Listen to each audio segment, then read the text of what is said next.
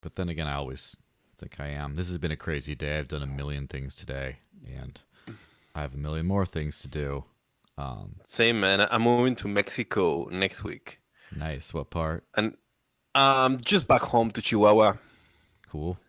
So it's just like a fucking mess of like deciding what to do with half of my shit, and figuring out how to throw away the other half of my shit, figuring how to pack the other. Mm-hmm. Yeah. Well, it's gonna be a good. I think it's gonna be a good move. You know. Do you know much about the Mexican crypto scene? Not at all. Honestly, I somewhat avoid it because Hmm. every time I do enter in contact with it, it's through scammy Ponzi's, that kind of multi-level marketing thing Yeah. that people do sometimes around Bitcoin. So I always get turned off, and those dudes always seem to be hanging around. But I should definitely try and get more in touch with it. I know I didn't do that here in Argentina much. Yeah. I used to know the Bitso people, and they seem like pretty decent people. I know And Bitso's huge. yeah, this was before. In fact, my very first. So I in 2013. This is like bonus material for the other people who are just tuning in. But in 2013, when I started, I heard about crypto and I got my first Bitcoin. Started using it. Over the years, I did random jobs for crypto, but it was at the end, like November or so of 2015, is when I decided to stop accepting fiat currency. I'd only take Hmm. money if people would pay me Bitcoin. And I know when I decided to do that and I quit my job, I had no idea what I was going to be like. I had nothing. And I was like, oh shit. And my first job was writing for Cointelegraph, and I got it like basically like the within 2 to 3 days of Christmas on 2015. And my very first article was interviewing the Bitso people. It was about like Bitso and stuff.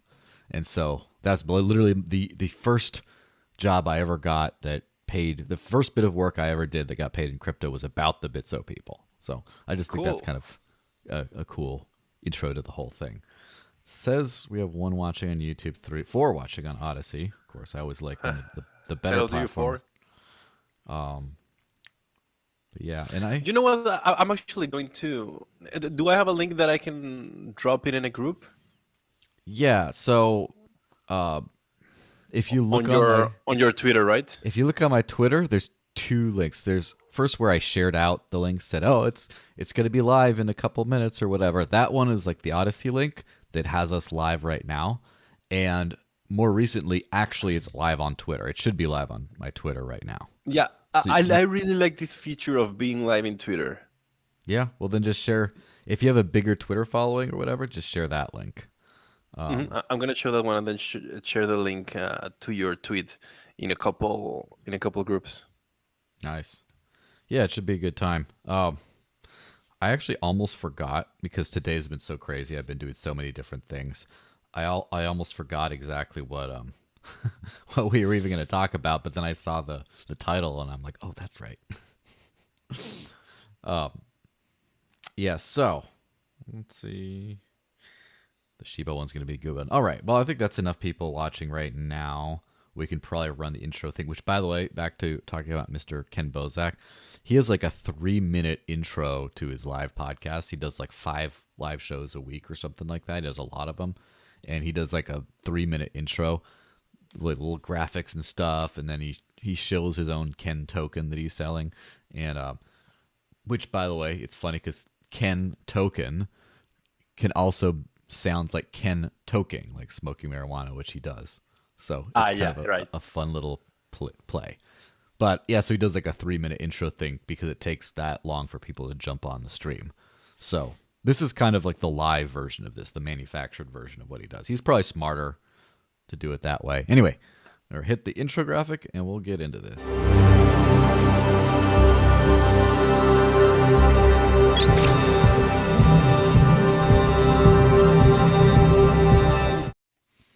All right. Hey, everyone. Happy Friday.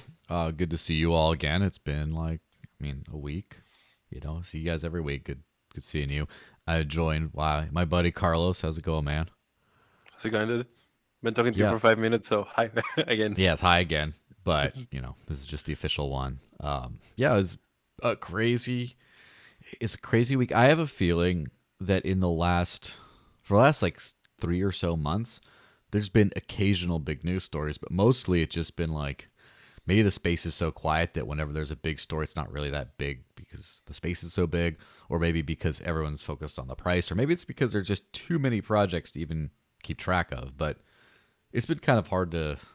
It's like when I think like what happened the last week, I'm like, kind of nothing, kind of everything, you Yeah, know? exactly. There's so many projects, dude. Like, if you remember, I mean, you come from way earlier than me, Mm-hmm. but back in the day, every time someone would develop something at least a little bit newsworthy, it would be like a whole, yeah, like the whole crypto scene would swirl around that for months sometimes. And nowadays, it's just like everyone's sort of doing their own thing. In that way, it's kind of good. Yeah, and that reminds me, as I mentioned earlier, my first job when I stopped taking fiat currency was for Cointelegraph, and when I was writing about it was like 2015, so that's starting to hit in the middle of the bear market because 2013 was a big spike up to 1,000 for Bitcoin at first, and so then it was like 2015 to 2016 is like it's not always like, and then it wasn't until like the 2017 bull market that things got different. I remember I was reading I would sometimes have a hard time finding things to write about because there just wasn't enough going on in Bitcoin at the time. And there was a lot, but then every once in a while I have to write something like, oh, like the former, head of the Federal Reserve said something about like sound money and gold, and then I have to tie in Bitcoin somehow to that. And like I have to do a few things that were like, or write about encryption and privacy that, or like that is not financially related. I'd have to write about some like similar subjects, but there just wasn't enough going on in crypto. And then from 20 middle of 2017, I guess, to like late 2019, I wrote and ran a Dash focus publication, and I had enough just to talk about Dash to like basically fill the whole thing. That's how much the space has grown from like the number one, the top coin. I didn't have enough to talk about in like 2015, 2016 to now just one of the many projects, which still an important project, but not like Bitcoin or Ethereum, like not like the top. I still just didn't run out of things to talk about. So that's pretty crazy. Before we really get started on these things, just a reminder, cointierra.ee/the desert links. You go there, leave a little hyper chat, or you can do it on Odysee, and then I'll answer your questions. If you throw me money, I won't even ignore them. I can't do that. Nah. So that's how it works. Look, Yeah. by the way, Yes. I just wanted to say, yeah, but you're right about that. I still don't know what do Bitcoin people talk about in all the Twitter spaces they do. Like, I Mm-hmm. honestly don't know. If you're just into Bitcoin, what the hell do you talk about all day? Yeah, and this is a little bit of a side a side note. Um, I believe if you're into Bitcoin, if you're a Bitcoin maximalist or otherwise that's your big focus, you should be heavily into the Lightning Network. Not because I think that necessarily Lightning Network is so awesome and amazing. It's interesting to me, but literally that's where all the action is going on. If you're not in Lightning, you're just like sitting around Exactly. saying, "I got a bunch of money." It's like Yeah, okay. It's and it's like probably gonna be more money or probably not. yeah, it's pretty funny. And usually, um, all the interesting stuff I hear from people, like let's say Max Hillebrand, shout out to Max. He's always has a lot of interesting cutting edge kind of stuff about lightning and stuff. But anyway, on to the stuff. That was actually Yeah. the news of the week. Joe Valenzuela stopped running his Bitcoin Lightning node. What happened there? Yes. It's not here anymore. It's just my hard drive that I use for all my I, I videos I now. remember it being there, yeah, and I Yeah. just remember your tweet. Yeah, what happened there? What did you decide to stop running that one? So the reason I started to run the node was for two reasons. The first is the Breeze wallet, which is a Lightning wallet. It's a trust minimized Lightning wallet. They added this podcast player. So if you have your Lightning wallet, you can listen to podcasts kind of like a Spotify app in the wallet, and you could choose to donate satoshis to the person per minute that you listen to it. And I thought that was a really interesting idea. And the guy behind the entire thing was Adam Curry, who is credited as being the guy who invented the podcast, like the first ever podcaster. And so he's a big Lightning guy and stuff like that. And so I thought, oh wow, Great dude. Great dude. yeah. I said like I'll try this. And so I because of the way Lightning works, you need key send to a node. You can't just send to an invoice. And so because of the way that worked, I needed to run a node or literally trust someone to custody my money for me. Now, I'm not going to do that. And so, Which is like the complete opposite of what you've been standing for all these years. yes, it's the complete opposite also of the idea of why this streaming sats thing existed. It was supposed to be Right. Also. get around all the middlemen straight to the person. So I was going to run a node, and then I took several months to figure out how to get it running. And I got it running, and as an experiment, as an educational tool, but also to get money. And pretty much no one ever paid me in there. So after a while of just keeping the computer on, eating electricity month after month, and then it went down. I had to restart it, and I had to do all this stuff, and all that stuff for all the Lightning I was not using. And I was like, well, I have these mobile wallets that work. They're not super trustless, but they work well enough, and they still can't steal my money. They still don't do KYC, so that's good enough. And more importantly, I thought all this Bitcoin I need to have in channels. Like I could just put it, like that SpongeBob meme.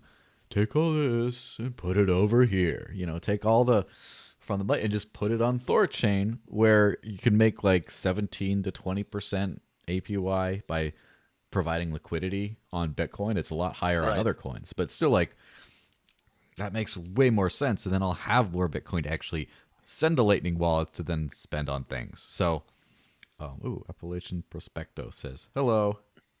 Hey, dude. All right. Now let's actually get. Yes. Vic Sharma, who is the founder of Cake Wallet, he said that, and he like hangs around a lot of Bitcoin maxis and does business with them and all that. He said like no one's ever take him up on his offer on paying through Lightning ever, and he like sends hundreds of Bitcoin related invoices paid in Bitcoin per month. So that should tell you something, that not even the Bitcoin people are running these nodes or using them at all. Yeah, I know pretty much everyone who is. Maybe that's an exaggeration, but I know some people who do. And there's a lot more people who are using things like Strike or like the Chivo wallet that aren't really Lightning either. They're just like custodial centralized things. So it's strange, but it is what it is. Well, speaking of bullshit, I guess, Shiba Inu falls after 2.3 billion of SHIB. That's smooth. Is moved from a whale wallet. So a billionaire whale moved 2.3 billion worth of SHIB to 4 different wallets, and a bunch of investors apparently got nervous. I don't think the details of this story matter exceptionally much, but yeah, what's your take on Shiba?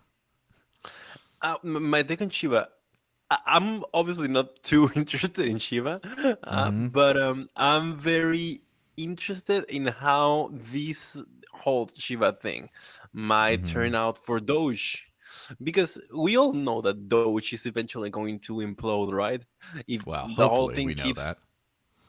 in the, I think we do, because like the whole thing is just gonna inflate itself to death, hopefully. I mean, I don't think people are gonna continue buying it after it reaches a certain point. And Shiba does take somewhat of its pride in being a bit more useful, right? Like they're building like some complementary tokens, they're building some a little ecosystem around it. I think it's not infinite capped, is it? Yeah, I think it has no cap. It's just infinite inflation. Not very No, much. I think it is finite. Let me It check is? that. Okay, you might as well, because I have no idea.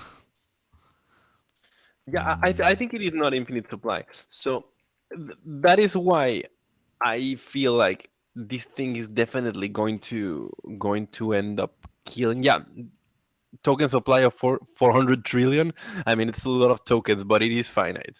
Uh, and then there was this whole story of this dude that turned, what was it, $8,000 into a few billions, into Yeah, 1.5 billion or something like that. it's insane. So lucky him, man. I don't know how don't you sell after like 500 million or something. Yeah, maybe he just. this is the thing with the space because anyone can buy anything. I think someone had some Doge or had some Bitcoin and just saw, oh, there's a Shiba Inu token. I'm just, or some Ethereum more likely, just swapped it for the token. Here, I'm going to get some, and then just forgot about it. And he's like, holy crap, I'm a billionaire. That's how the And that space, and you that relates forget. to that Hmm. relates to this news, right? Because a Hmm. lot of this has to do with that particular guy. Like, Hmm. no one knew if this wallet was actually active or if they had access to it. And well, it turns out they do. Hmm. Yeah, and the funny thing about this, so Doge is down this week as well. So SHIB went above Doge briefly, and then SHIB crashed immensely, and then Doge crashed not so immensely, but also. The funny thing is, I saw people on Twitter complaining about how they couldn't sell their SHIB because of it's on the Ethereum network.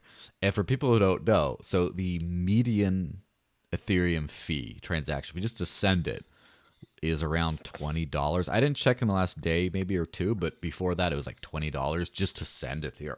Now, the problem is when you send a token, that's like a smart contract operation, so it costs even more. And when you're trying to do some Uniswap thing, it's like a couple $100s to swap around your SHIB. And so, especially if you want it taken care of in like a timely manner, so there's a lot of people who are like, all right, I got my money in SHIB, time to swap it out, and then they can't even do it, or like they make, let's just say they make $1,000 profit. They're like, wow, this is cool. And then they spend like $300 in fees to get out of it. And it's like, it's pretty crazy. And I'm glad people are learning the hard way, I guess. you know? I mean, you shouldn't be as glad, but you do see the. Mm-hmm. I mean, I'm just reading some more stats on Shiba, and 72% of the total supply is concentrated in like in a handful of. I just closed it because I wanted to know how Mm-hmm. much Uniswap fees were right now. But yeah, Yeah. it's just a handful of wallets that hold this. So it's a whales game, right? And they're inflating the supply and playing with it. I mean, inflating the price and playing with it. So I don't know. Did you see that video with the guy from the Squid game token being rock pulled live? No, I didn't see. Oh, that is I'm amazing. trying to. I'm gonna send that Maybe one I to you. did. Like, I am having a hard time remembering because I've seen something similar so many times. Where like, Okay. so it could be that one. It could be I saw a different thing. Yeah, the funny thing about this one is that he was actually like explaining. It's Mm-hmm. probably like a YouTuber or something, and he's Yeah. explaining the tokenomics of Squid Game, and in the Mm-hmm. middle of it, it just gets rug pull, and you can see his heart breaking.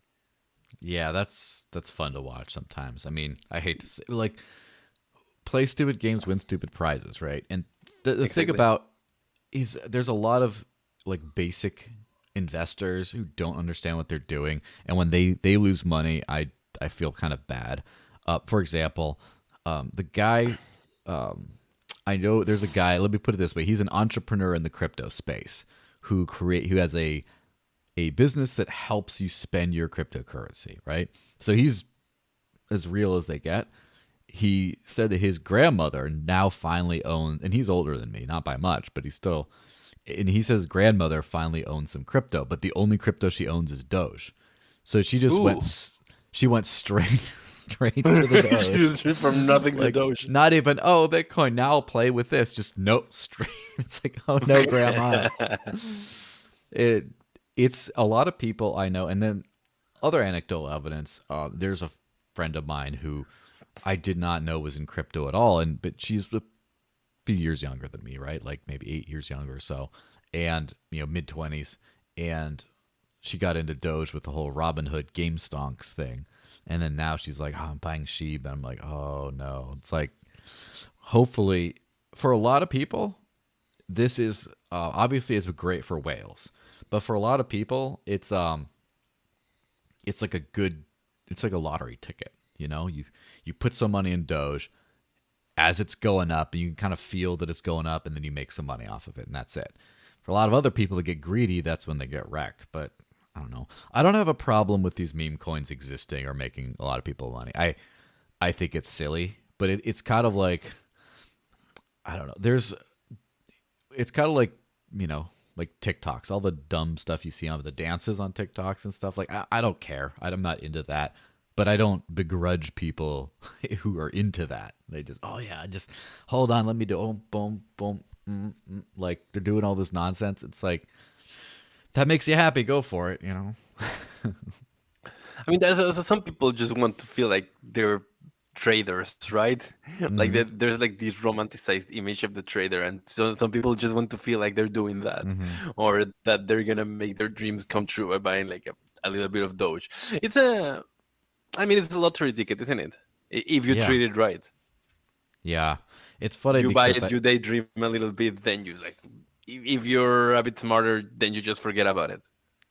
I've heard someone I know who's always like every month or every week, I forget which, he'd like buy a lottery ticket, which is not too expensive.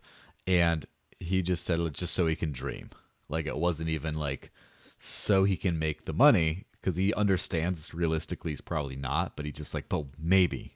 And as long as there's a maybe out there, it makes my life a lot happier. I'm like, Man, all right. that's both sad and beautiful. Yeah, inspirational and a little sad.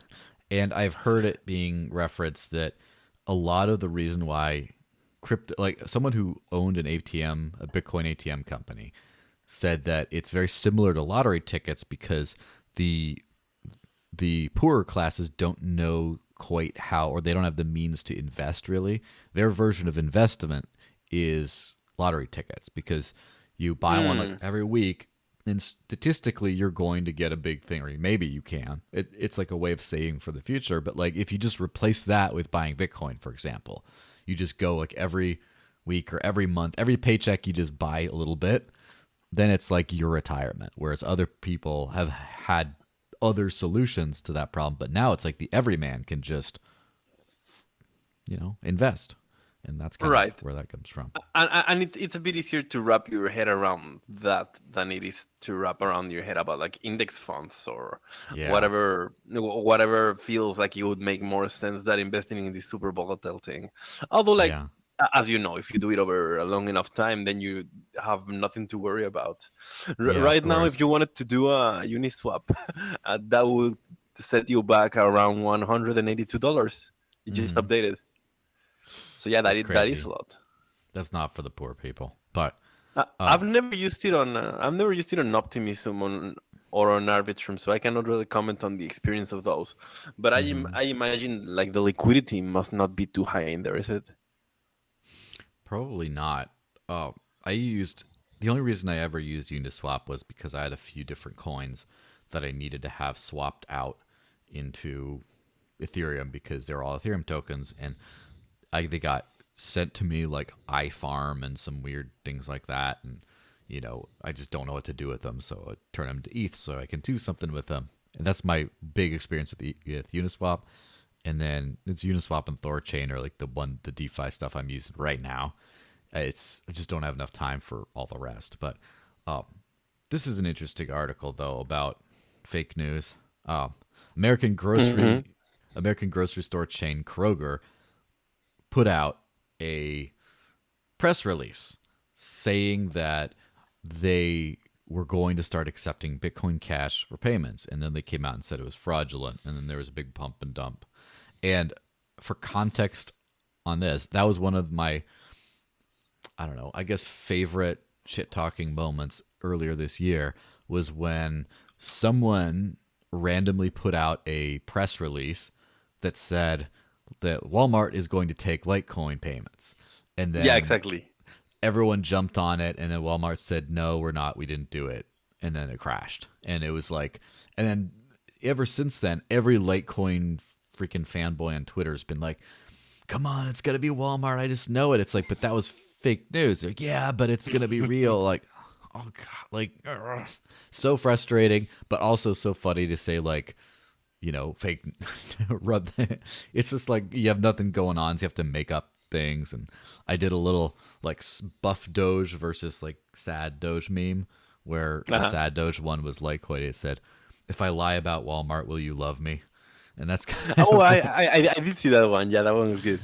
and that was kind of funny. And well, I really wonder what's up with this Kroger thing because apparently Kroger's website did put out this press release that they said is fraudulent. So that's not just stupid media taking a press release and running with it without checking to verify that it's authentic. This is probably the website itself of Kroger, which is a giant grocery store chain. I'm not sure about giant, but it's significant.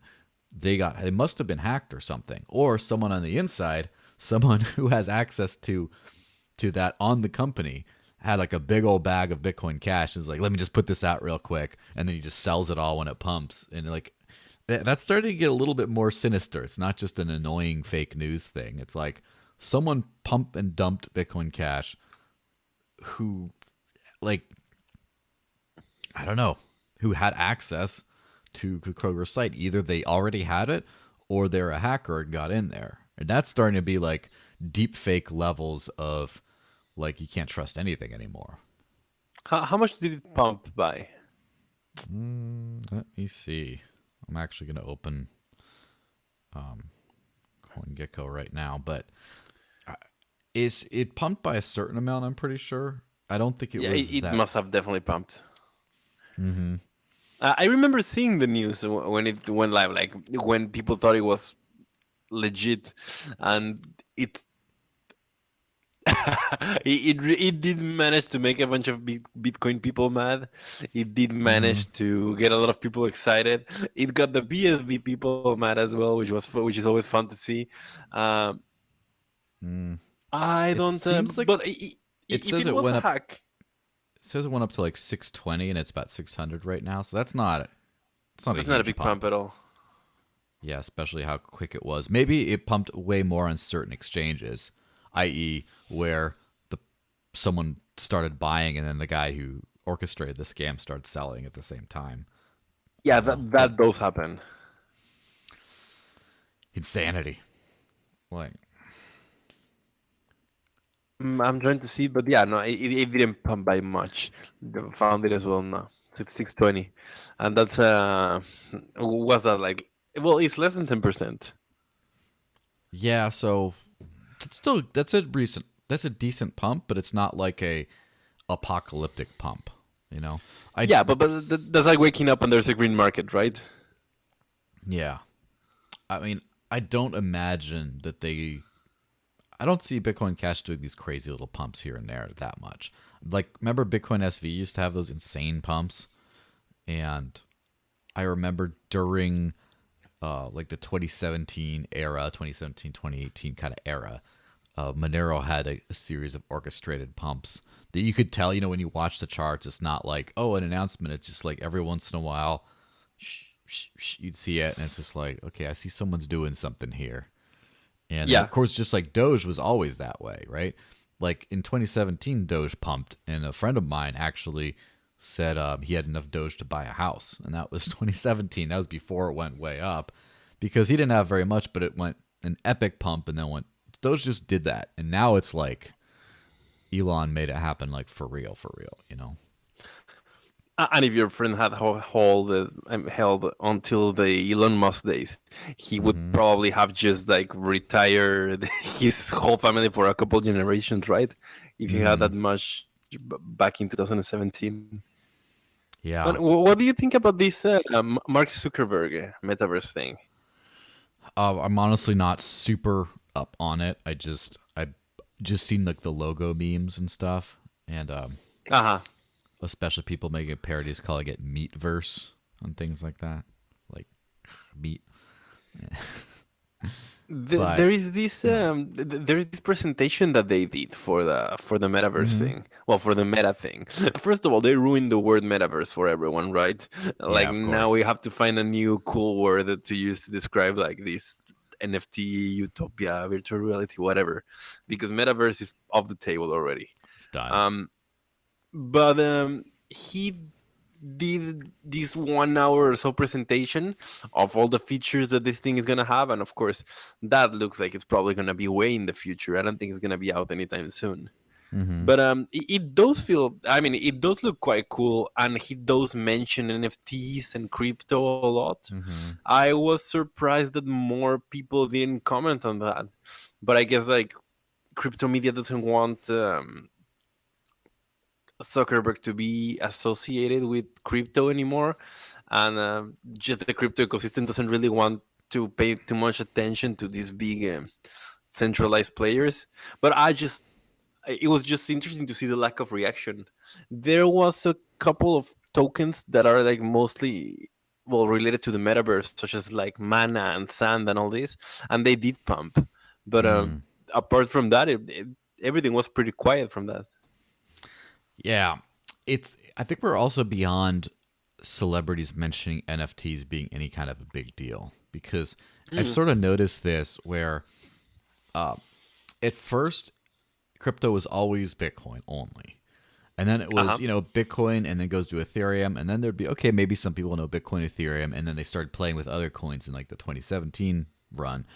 And then in this last year, I've noticed a bunch of people skipping Bitcoin, Ethereum, going straight into Doge and stuff like that because of like the Game Stonks episode where people were pumping the GameStop stock, and then they're like, "Oh, I can do that with Doge," and they skipped right to there. But I've noticed also in the last year, ever since NFTs became a thing, there's a lot of people who are not crypto people who went straight into NFTs. They skipped Bitcoin, they skipped Ethereum, I guess, unless they're Ethereum NFTs, right? But they skipped Mm-hmm. all that and just went straight into NFTs. And it's um, almost like people who aren't like who still aren't into crypto yet they're doing crypto stuff on NFTs. So, for example, I believe Mila Kunis has two animated series that she's part of that have been crowdfunded entirely off of NFTs. Of course, her husband Ashton Kutcher is a big crypto guy and has been for a long time, but You see. yes, like he knows what Dash is. He talks about all the other stuff. Like he's an interesting guy, but he's been in the space for kind of quiet, but he's been there for at least like 5 years, I think. But his wife is a little bit newer to it, but still just. And then just some random webcomic I used to watch just randomly started doing like an NFT issuance, and I'm like, oh, like it never talked about crypto, never mentioned it, and then it's kind of sneaking in. It's kind of hit mainstream almost because like crypto is like an alternative investment or an alternative money in a lot of people's minds, or it's a tech thing. But there is no, the NFTs are a new thing entirely. And so a lot of creative people are just getting into NFTs. They're not an alternative to other things in the physical world. They just don't something like NFTs doesn't really exist outside of crypto. And so they just go straight into NFTs, and it's very interesting to watch. It can't exist outside of crypto, really, right? Because like, how else would you create like something digital that is technically scarce? Although there's this Mhm. whole meme about asking people to show you Mhm. their NFT collections and just Yeah. screenshotting all of that. Yeah. The, And there's like a couple videos of people getting mad when others do that to them.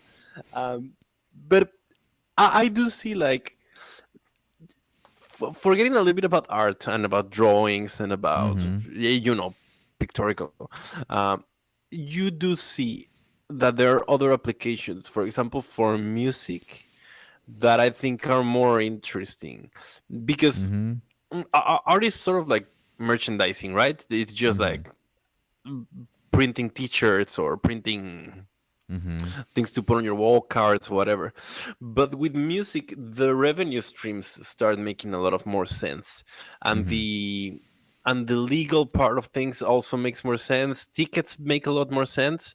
I was hearing the story about this music platform that is projecting to do ticketing, but the interesting thing about ticketing using NFTs is that there's actually a huge incentive for reselling. It's not Mhm. just that people are not going to feel bad about it and it's not going to be illegal anymore. It's just that people are going to be incentivized for that. Because if you're selling a ticket at like $100 and that selling out that show helps you cover for all the expenses and pay yourself a little bit more, Mhm. but then the tickets are going in resale for like 10x of that or 2x of that or whatever, then whatever Mhm. you get from those royalties is pure profit. So you Yeah. can actually make a lot more from the reselling of your tickets than you can for the actual show. Mhm. And I mean, that I think that's really cool. Yeah, it's it's interesting because so for example, in the Stoner Cats, which is what Kunis is part of the animated show, it's about like Okay. stoner cats, and they're selling like cats. They're selling the NFTs of like the cat characters, and in like one of them's voiced by Kevin Hart and stuff. It's like a lot of celebrities are into this, and whoever owns these NFTs, they get to vote and decide what happens next. And it's like a choose your own adventure thing in the series. So by Ah, having nice. that, they get to decide that. And I was telling Ken Bozak about this on the last week's podcast because he's huge into NFTs. And when he instantly looked at the NFTs. He's like, wow, these are going for not very much money at all. I'm gonna buy a bunch because he sees how huge it is. So then it's like imagine your early fan base can be investors. They're Mm. investors in your success. So it's like no one knows who you are. You're kind of a new struggling artist, but there's some people that listen to you and are like, wow, this guy's stuff is great. I'm going to buy half of all the NFTs you're issuing right now and not make, and you make some money off of that, but then they resell them later. Some of them once you become huge, and then they make money for believing in you in the beginning, right? For investing early in your music brand, and then of course you get some of the royalties of those resales, and it just works out so well. And I have a feeling the thing people don't understand about uh, they don't understand about crypto and NFTs are FTs, fungible tokens like Bitcoin or like a Ethereum token or whatever, and non-fungible tokens is all of that is a technology for expressing and transferring value, what people value. And Hmm. that's just it. And that's all money has ever been. The problem is money's only ever taken care of like 10% of value, like which you Mm. could pay for. And it was a primitive technology.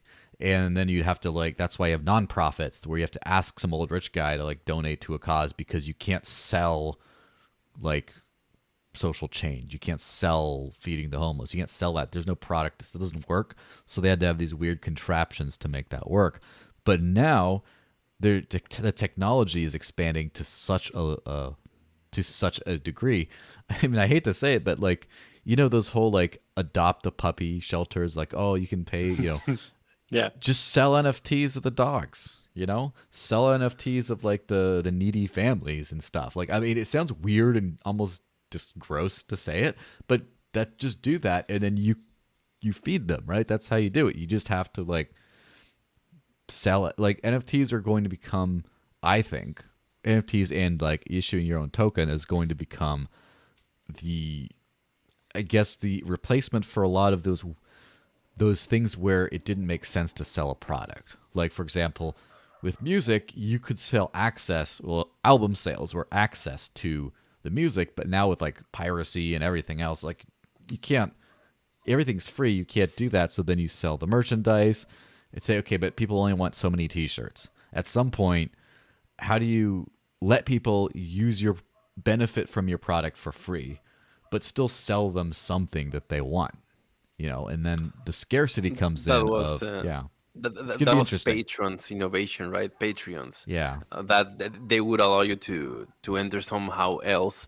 I remember with what you were saying. Do you remember Bob Dylan's son, Jacob Dylan? He had this band called the Wallflowers. Yeah, I think so.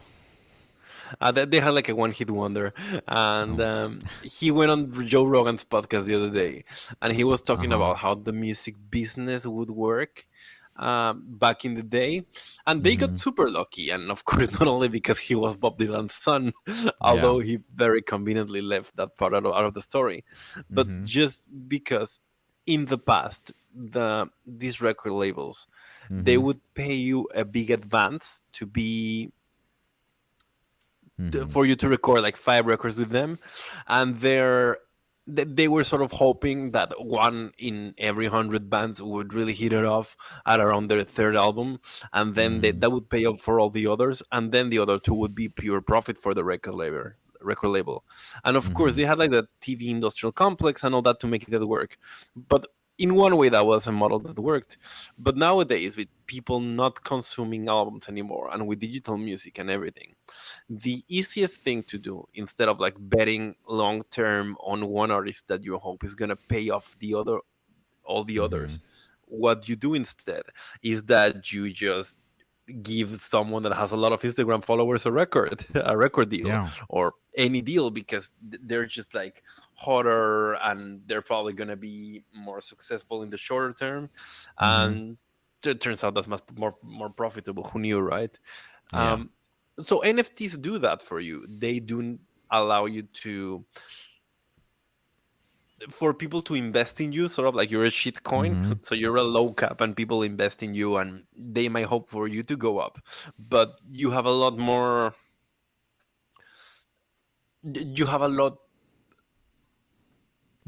field to cover, I think. If Yeah. you're a bit of a hipster and you like just figure finding out new artists or new songs or whatever, then you can actually put your money behind it. And if they make it big, you make a buck, and if not, you just support them. And that's better Mm-hmm. than just trying to get a t-shirt delivered that you're not gonna ever wear. Yeah. And imagine like this is why I put out a video. I I'm think I put hearing you, out but I need to connect this. One sec. But I yeah, hear I you. I put out a video. I think it was today about the way crypto is going to be different. Crypto is going to completely change the way government and taxes work, and just because the governments and regulations are a framework for understanding reality, but they don't determine reality. And reality is so crazy these days. And Mm, so like when like the SEC doing token sales and profits and stuff, and it's like eventually they're not going to be able to do anything with that because imagine this, right? Imagine you want to start a small craft brewery and start making beer to sell, but you instead of getting a loan from a bank or getting a whole bunch of people to invest in the business like that, you literally just do a token sale, right? You just right. start your brewery with a token sale and you create a DAO for your brewery, right? And maybe you keep half the tokens or you keep a third of the tokens yourself, and then the other two-thirds you just sell to people, and then they buy it. You start up the brewery, and then when there's big changes, like say you want to change your opening hours or you want to change your branding or something like that, then they'll get to vote in that because they were like early adopters. And then every single time, then imagine if you issue a token to everyone who buys a beer from you. Eat one beer, one token. So then your customers become part owners in this sort of company, and because they literally put money into the company and they get to sort of have an ownership of how it goes. And let's just say if you have a certain token balance, then you get a certain level of discounts. And Travala already does this, by the way. The Ava token, if you own a certain amount of it, if you stake it, not only do you get APY on it, like you get more tokens over time, but on their site when you book travel, you can get unlock different discount levels depending on your level of token holder. And I mean, I think it's like a wildly innovative system. And imagine having that where, all right, you're a frequent customer, you drink a lot of beer, and you get tokens for that. You already bought some in the token sale, so now you get 15% off for life because you just have that. Or say you get part of the new tokens created because you part own the brewery that you're a customer to, and then like every month or every couple months they do a limited release beer, and everyone who does that gets an NFT, not a fungible DAO token, but a non-fungible token for buying the beer. And then it's like if you're one of the NFT holders, you get some extra special perks, or at least you can just say I drank this limited release beer during this time, and here's my proof. And you get to like Mm. whenever you brag your friends, and there's just the banking system has no part in any of this. Can you imagine the SEC or whatever trying to regulate this stuff? Like anyone with their And little forget taco about stand. them raising money through like an ICO or something, where Mm-hmm. there's some extent of what they can regulate. But imagine Yeah. that they get VC'd, like this brewery it gets VC'd by a DAO. Then there's Mm-hmm. like absolutely no government, absolutely nothing that you can regulate there. Yeah. I mean, the possibilities are pretty endless to the way that's going to work. And it's funny because uh, if you hear the discussion about like the Stoner Cats thing, like the impetus, it wasn't like, yeah, well, we're into tech. We want to just do like we love crypto and NFTs, so we decided to do our show NFT because we love this stuff. It was like the process of getting this through a studio sucks. You have to go to a big corporation. You have to say, "This is my idea," and the executive says, "Yeah, I like it. I don't like this part of it. Let me go talk to my superior," and then it just forever. It's just a big hassle. Instead of just, we're gonna make a show. We'll let the people who watch the show fund it directly, and it solves a big problem. And it's funny because yesterday I wouldn't say arguing. I was having a discussion with a Bitcoin maximalist on Twitter who put this big thread about why he thinks that NFTs are nonsense.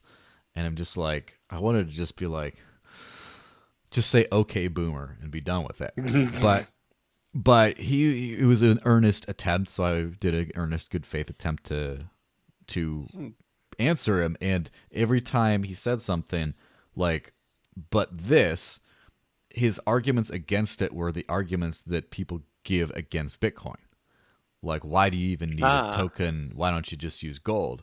Well, because it needs to be verifiable, it needs to be transportable, durable, all this stuff. And I said, yeah, now imagine the same thing for like, a movie ticket or a collectible or whatever else. And it's the exact same thing, just for a different asset class. And it just like couldn't get it in his brain. But I get it. I'm barely starting to get it now. It also took me a while. And to be honest, what doesn't help to wrap people's mind around NFTs and to, I think what doesn't help the space, it's because there's this concept of what I call left. So it's like a limited edition fungible token left. So that's basically whenever you see the NBA Top Shots, or that's when you see NFTs being issued as like collectible cards.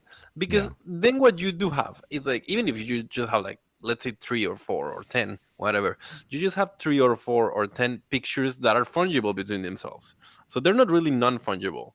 They're unique, but one thing they are is not non-fungible, right? So that helps obscure the concept a little bit, because now you don't have items that are like 100% unique. You have something that's limited edition, and that sits somewhere else, right? That's not on the same shelf as something being completely non-fungible. um People, this artist that he was like the first artist to make like a bunch of millions selling NFTs. He did it through this painting that was actually a non-fungible token, because there was only one of it. And it was like the compilation of all his previous 5,000 paintings. So I do think that there needs to be a line between that. And I think once the government gets more involved, there is going to be a very clear line, just like what we now have with the security and the utility token, just because those are different things to regulate, and they mean different things in reality, right? Can your thing be interchangeable with others? Yes or no? And if so, it's not really an NFT. And that's pure and simple. Well, this is probably a good time to wrap this whole thing up, because I know we could talk about this subject for probably 5 more hours. Yeah, definitely. Until the last person is just like watching the stream. He's not actually watching. He just fell asleep and forgot to click on it. So, yeah.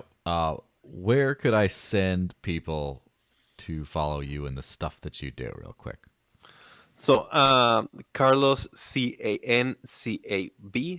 That would be my Twitter, and from there you can see all the stuff that I do. You can see the podcast that I host. You can see the articles that I'm writing about NFTs. Actually, so that's why I'm like very fresh on this NFT stuff. I've just been like publishing a bunch of music NFT articles, and yeah, you can also just hit me up in there, or same handle on Telegram. Yeah, well, sounds good. This has been a great chat. I hope we had like, let me just check out the articles that we had. We had like 1 million articles to go over, or like 5 or 6, so we went through like 2, but that's fine, because the rest are not as interesting. Basically just like, yeah, this is a lot better. That's why at least we hit the couple that were in the headline. So it's not like someone says, wait a minute, you didn't talk about that scam. And then, the way it And works. But signal is always better than news, right? So you want the relevant stuff. You don't want the yeah. noise. Yeah, so I pull people in with some headlines like, oh, what happened with Shiba? What happened with this Bitcoin Cash scam news thingy? And then they'll come in and then they're like, mind's blown about NFTs. So Well, we're that's just kind talking of, philosophy for 3 hours. yes, of course. Well, anyway, it was great chatting with you. Everyone Yeah, man. who's Good to see you. watching, yeah, likewise. Everyone who's watching on Odyssey, next I'm going to do the Dash podcast, which I do every other week. And so you can just stay on the exact same link and it'll just kick on over to the new one. YouTube people, there'll be a new YouTube thing that pops up. But yeah, I'll see you guys in like 5 minutes for those. Everyone else, see you next week. Carl, it's been a great pleasure, and I'll see you, I don't know, at some point in the future before you know it. Thanks, man. See you around. And enjoy the Dash podcast, everyone. Bye bye. All right, bye bye.